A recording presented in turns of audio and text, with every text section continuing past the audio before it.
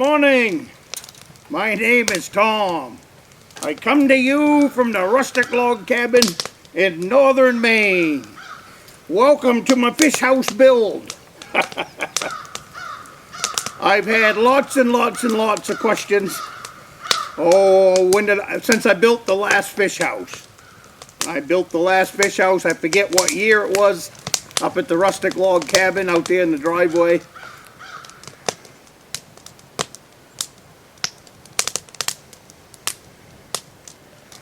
And since then, they pop up in the comments, they pop up in my emails.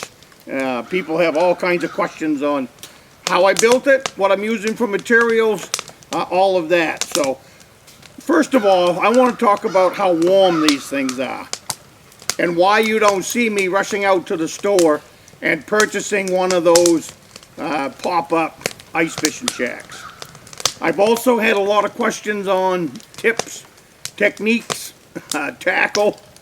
So what I'm going to do is we're going to make this fish house build into a little series for the winter, so you guys can have some fun with it. I'm going to throw in some fishing stories. I'm going to throw in some tips and tricks on what I do.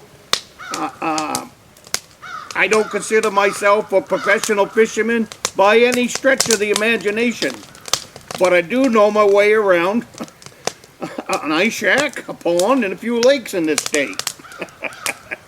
I've been ice fishing for 50 years. I keep it simple, stupid. That's if you follow this channel at all whatsoever, you will see that I am big into building my own equipment and my own gear. And it comes from 50 years of experience of being on the water, ice fishing. I like the term now, hard water.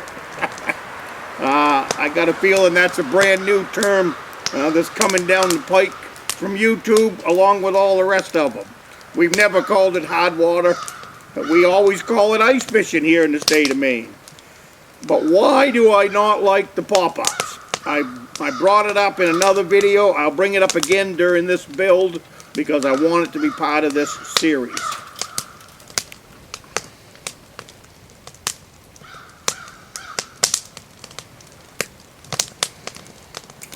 I found a pop-up in a snowbank. I'll keep the story short. I've already told it in another video. I found one in the middle of the winter. It was a pop-up from Cabela's. Nothing wrong with it. It fell out of somebody's pickup truck. A town truck came by and pushed it up into the snowbank. And when I found it, it was sticking out of the snowbank. So I used it for 2 winters. I used it down on the coast, ice fishing for smelts. In February, I've used it up on the big lake. I've used it on the little pond. It finally got destroyed on the little pond on Family Day before we built the family fish house over there. Coldest thing I ever ice fished in my life, and that's running a buddy heater. I don't like sitting on the ice. I don't like how the heaters create water on the bottom while you're trying to ice fish. I don't like any of that. I want my feet high. I want them dry, and that's what I like about this design. I have 4 fish houses right now that I am maintaining. I've had fish houses like this that I've maintained for more than 30 years. They just plain last if you take care of them. What does that mean? That means when you bring it home in the spring, you put blocks of wood under the skis. That's it. A little piece of 2x4, a piece of 4x4, a foot long, tip the thing up, put some wood under it, keep it off the ground. That's it. If you do that little bit of maintenance, these things will last you 30 years. Done it, proved it. I've still got the 2 shacks up at the Rustic log cabin. One of them's pushing almost 20 years old. The 30-year-old one I gave away because I had a buddy that needed a fish house, and I said, you take care of it, and you can have it. So, he got himself a fish house that day. The reason I told her to take care of it, because I'd been taking care of it for 30 years myself. And it was just a plain good fish house. I put a big picture window in the side of them, one whole wall. You've seen my other videos, and you'll see how this one goes. I put a big storm window in one side. Well, this is my ice fishing rig. That fish house is 6 feet long, 3 feet wide, the width of the skis on the snowmobile, and just tall enough to sit down in. And there's the picture window I was telling you about that heats the place solar. And when the sun's not out, I do have a propane heater. My Skidoo is a 2002 Summit paddle track. That thing will go through anything, lots of power. This is a big lake. You need a good snowmobile under you, because we travel several miles in a day.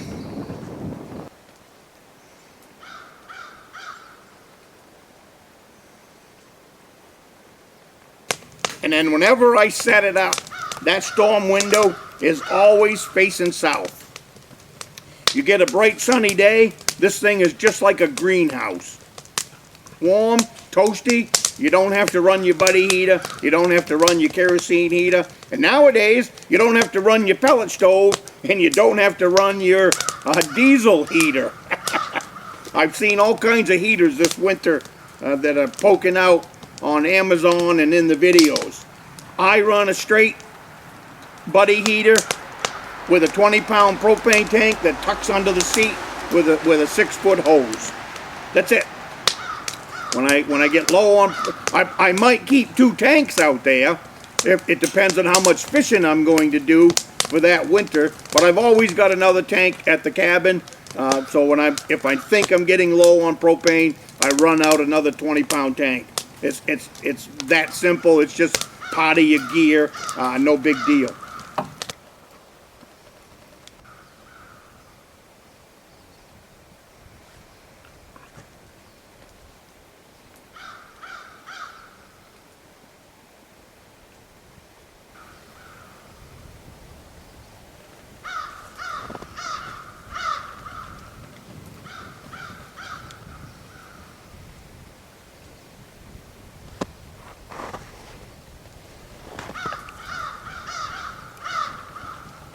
But being up off the ground, being up off the ice, no slushy mess, keeping your feet warm, to me that's where it's at.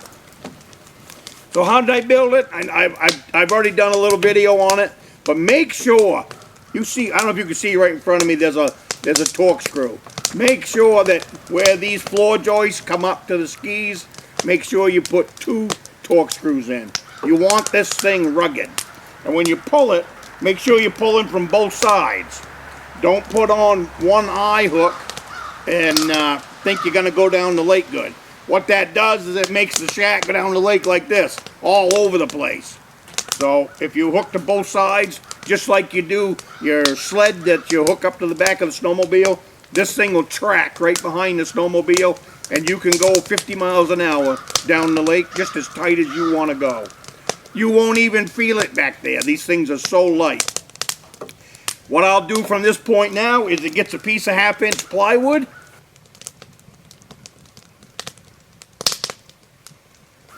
All the wall studding now will get ripped down, these 2x4s.